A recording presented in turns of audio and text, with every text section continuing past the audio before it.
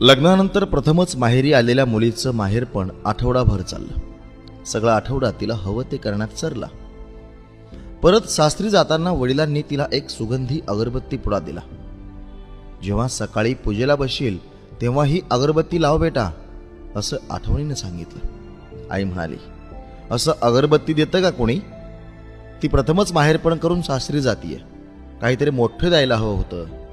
तसं वडिलांनी खिशात हात घातला आणि असतील तेवढे पैसे तिच्या हातात दिले. सासरी पोहोचल्यावर सासूनं सुनेच्या आईनं दिलेल्या सगळ्या वस्तू बघितल्या. बाबांनी दिलेला अगरबत्ती पुडा बघून नाक मुरडलं. सकाळी मुलीनं अगरबत्तीचा पुडा उघडला. आत एक चिठ्ठी होती. बेटा, ही अगरबत्ती स्वतः जळते, पण संपूर्ण घराला सुगंधी करून जाते. एवढंच नाही तर आजूबाजूचा परिसरही दरवळून टाकते. तू काही वेळा नवऱ्यावर रुसशील, कधी सासू सासऱ्यांवर नाराज होशील, कधीतरी नणंद किंवा जावेचं बोलणं ऐकून घ्यावं लागेल, तर कधी शेजाऱ्यांच्या वर्तनावर खट्टू होशील. तेव्हा माझी भेट लक्षात ठेव.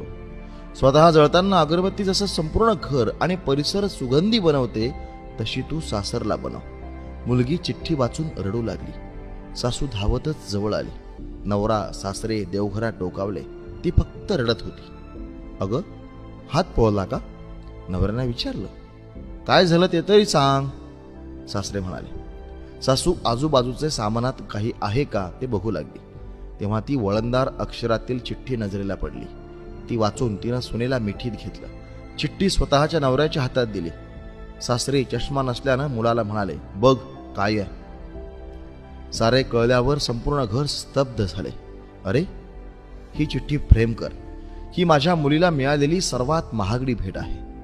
देवालयाच्या बाजूलाच याची फ्रेम लाव, सासू म्हणाली. आणि त्यानंतर ती फ्रेम सातत्यानं दरवळत राहिली. पुढा संपला तरीही. यालाच म्हणतात संस्कार. आपण एखाद्या कार्यक्रमाची सुरुवात करताना जसं दीप प्रज्वलन करतो, दिवा स्वतः जळतो पण इतरांना प्रकाश देतो, इतरांना प्रज्वलित करतो. हाच या मागचा खरं तर विचार आहे. आपण दिव्यांचा हा गुणधर्म आपल्या अंगी बांधला पाहिजे. आपल्या प्रत्येकाला असं वाटत असतं की आपलं आयुष्य सुखाचं समाधानाचं असावं, पण आपण सुखात असताना इतरांना सुद्धा आपण सुखात पाहणं, आनंदात पाहणं, यातच आपलं खऱ्या अर्थाने आयुष्य आहे असं आम्हाला वाटतं. आणि दुसरा विचार या मागचा असा आहे की मुलीला वडिलांनी दिलेली कोणतीही भेट ती खूप मोलाची असते. महागाची नसेलही, पण त्या पाठीमागे असलेला मायेचा ओलावा हा प्रचंड मोठा असतो. हा लेख कुणी लिहिला हे माहीत नाही, आम्ही फक्त कॉपी केलाय. पण खरंच लिहिणाऱ्याला आमचा सलाम.